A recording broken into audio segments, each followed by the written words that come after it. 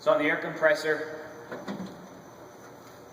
the input for the electrical is in this box right here, 480 volts, 3-phase. That's for the electrical supply. These buttons on the front of the control panel control the air compressor start and stop. These are the pressure and temperature gauges for the air. Down here a little further, that controls the output pressure to the tank. Down here is the main output, air output from the air compressor to the tank.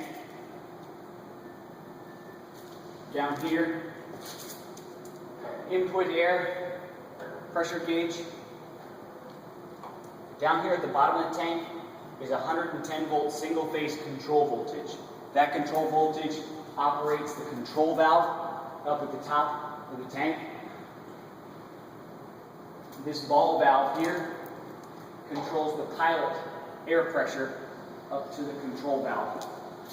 Right at the top of the tank, there's another ball valve located directly on the top of the tank that shuts off all the supply, air supply to the hammer.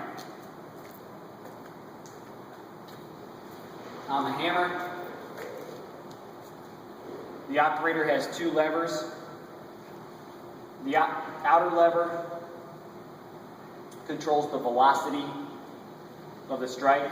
The inner lever controls the position in the stroke.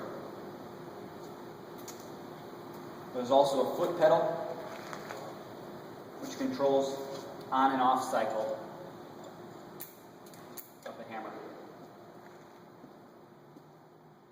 Let's go ahead and start.